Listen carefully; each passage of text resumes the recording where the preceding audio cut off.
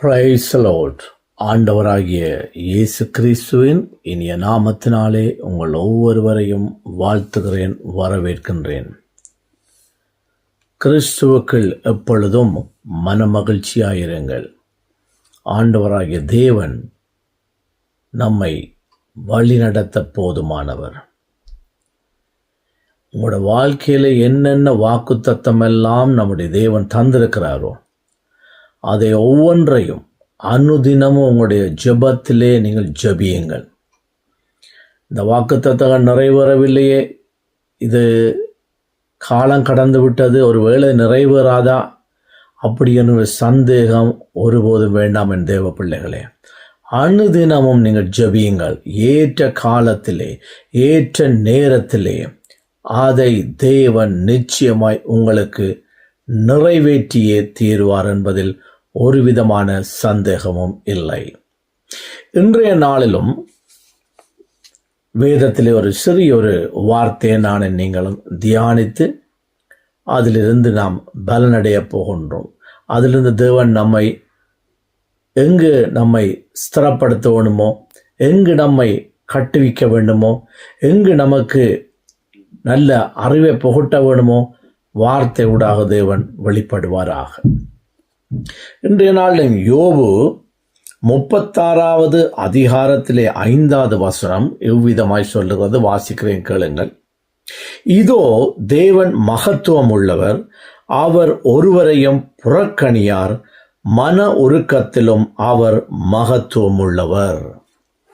கிறிஸ்துவுக்குள் பிரியமான என் அன்பு தேவ பிள்ளைகளே, ஆண்டவராகிய தேவன் ஒருவரையும் அவர் புறக்கணிக்காதவர். ஒருவேளை நீங்கள் ஏதோ ஒரு பாவத்தில் ஏதோ ஒரு காரியத்தில் நீங்கள் விழுந்திருக்கலாம், ஏதோ தேவனுக்கு பிரியமில்லாத ஒரு காரியத்துக்குள்ளே நீங்கள் இறங்கி இருக்கலாம். ஆனால் அதிலே நீங்கள் அப்படியே இருந்து விடாதபடி தேவன் மீண்டும் உங்களை மீளவும் கட்டி எழுப்ப அவர் போதுமான. காரணம், அவர் மிகுந்த மனதுருக்கமுடைய தேவன். மனுஷன் பலவீனமுள்ள பாண்டம்தான். எங்கேயோ ஒரு விதத்தில் சில இதில் தடக்கப்படலாம், இடறுபடலாம், விழுந்து போகலாம். ஆனால் கர்த்தருடைய அனுக்கிரகம் எப்பொழுதும் உண்டு. நாம் தேவனுக்குள்ள விழுந்த இடத்திலே நாங்கள் அப்படியே இருந்து விடாதபடி, விழுந்த இடத்திலிருந்து நீ நம்மை யார் உயர்த்தக்கூடும்?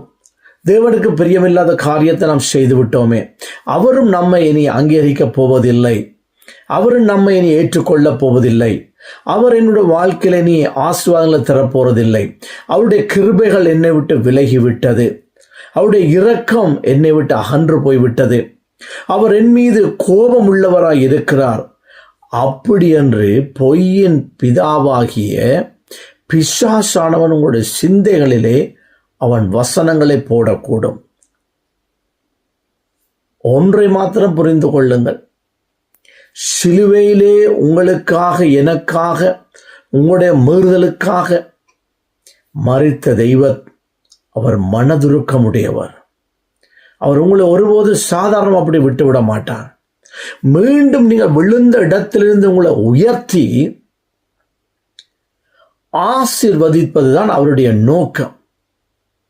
நீங்கள் விழுந்த இடத்திலிருந்து அப்படியே நீங்கள் ஒருவருக்கு பிரயோஜனம் இல்லாமல் போவதை தேவன் ஒருபோதும் விரும்புவதில்லை. எங்கு நீங்கள் விழுந்தீர்களோ என் தேவ பிள்ளைகளே, அங்கே நீங்கள் அப்படியே அமர்ந்து விடாதீர்கள், அப்படியே அந்த பாவத்துக்குள்ளே விழுந்து போய் நின்று விடாதீர்கள்.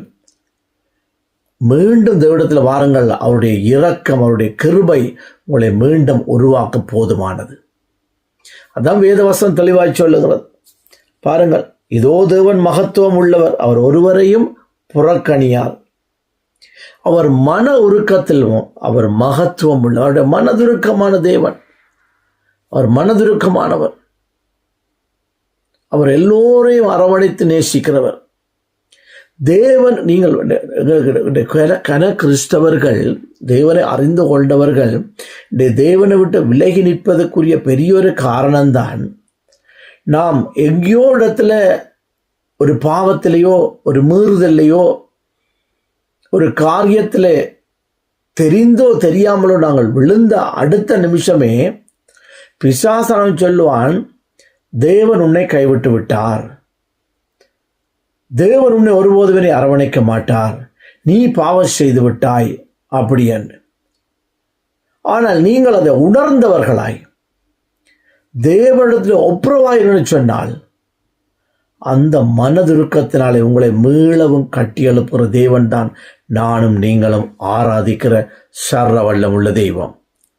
ஆகையினால் என் தேவ பிள்ளைகளே, கிறிஸ்துவுக்குள் பிரியமான தேவ ஜனமே, ஒருவேளை நீங்கள் ஏதோ ஒரு காரியத்தை நிமித்தம் விலகி இருக்கலாம், ஏதோ ஒரு காரியத்தை நிமித்தம் தேவ சன்னிதானத்தை விட்டு நீங்கள் தூரம் போயிருக்கலாம். தேவ சன்னிதானத்தை இப்பொழுது பார்க்கும்போது உங்களுக்கு அருவருப்பாக கூட இருக்கலாம். என்று அந்த அளவுக்கு உங்களுடைய பாவம் உங்களை மேற்கொள்ளுகிற பொழுது தேவ சந்நிதி உங்களுக்கு ஒருவேளை வெறுப்பாக இருக்கலாம். ஆனால் தேவன் உங்களுக்காக ஏங்கிக் கொண்டிருக்கிற தகப்பன். நீங்கள் மீளவும் உங்களோட அந்த வழிகளை விட்டு, அந்த துன்மார்க்கமான வழிகளை விட்டு அவரிடத்தில் திரும்பி வருவீர்கள் என்று சொன்னால் தேவன் உங்களை அவருடைய மனதுருக்கத்தினால அரவணைக்க போதுமானவர். ஆகையினால தேவ பிள்ளைகள், யார் இந்த வீடியோ பார்க்கிறீர்களோ, இந்த ஒளிப்பதிவை பார்க்கிறீர்களோ, ஒருவேளை நீங்கள் ஏதாவது காரியத்தில் விழுந்து போயிருக்கலாம். அதிலே இருந்து விடாதபடி மீளம் எப்படி கெட்ட குமாரன் விழுந்த இடத்துல இருந்து மீண்டும் அவன் யோசிக்கிறான், ஏன் நான் இப்படி கிடந்து துன்பப்பட வேண்டும், ஏன் நான் இப்படிப்பட்ட இந்த தவிட சாப்பிட்டு இந்த பன்றிகளுக்கு வச்சிருந்த இந்த இடத்துல நான் வாழ வேண்டும், ஏன் இப்படிப்பட்ட ஒரு அசிங்கமான வாழ்க்கை எனக்குத்தான் எல்லாத்தையும் கொடுக்கக்கூடிய தகப்பன் இருக்கிறாரே, நான் தவறு செய்து விட்டேனே, இந்த தவறிலே நான் இப்படியே நான் ஓடக்கூடாது என்று சொல்லி அவனோட தீர்மானம் எடுத்தான். இனி இந்த வாழ்க்கை வேண்டாம், எது அப்படியாக இருந்தாலும் நான் என் தகப்பனுடைய வீட்டுக்கு போவேன், அவரிடத்தில் போய் நான் சந்தோஷமாயிருப்பேன், அவர் என்னை மீண்டும் அரவணைக்க போதுமானவர் அப்படி என்று அவன் போன வேளையில தகப்பன் தூரத்திலிருந்து கண்டு ஓடியந்து கட்டி அணைத்து அவனுக்கு நல்ல வஸ்திரங்கள் எல்லாம் கொடுத்து அவனுக்கு மோதிரமெல்லாம் அணிவித்து நல்ல கொளுத்த கன்றை அடித்து பெருந்திய விருந்து பண்ணி அனுசரித்தார் என்று நாங்கள் வாசிக்கிறோம். ஆகையினாலே அன்பு தேவ பிள்ளைகளே, கர்த்தருடைய மனதுருக்கத்தையும் அவருடைய மகத்துவமான காரியங்களையும் நீங்களும் நானும் அறிந்திருக்கிறோம். எங்கு விலகி இருந்தாலும் தேவ சமூகத்தை விட்டு உடனடியாக தேவ சன்னிதானத்துக்கு வாருங்கள். யாரையும் பாராதீர்கள், யாரையும் பாராதீர்கள். நமக்கு யாரும் எதையும் செய்ய போவது இல்லை. நம்முடைய தேவன் ஒருவரே நமக்கு சகலவற்றையும் செய்து நம்மை நேர்த்தியாகவும் செம்மையாகவும் நடத்த போதுமானவர். அதனால் தான் அவர் மனதுருக்கத்தின் தேவன். ஆகையினாலே என் தேவ பிள்ளைகளே, கர்த்தருக்குள் உங்களை ஒப்புக் கொடுங்கள். கர்த்தர் தாமே உங்களை நிறைவாய் ஆசீர்வதிப்பாராக. May God bless you.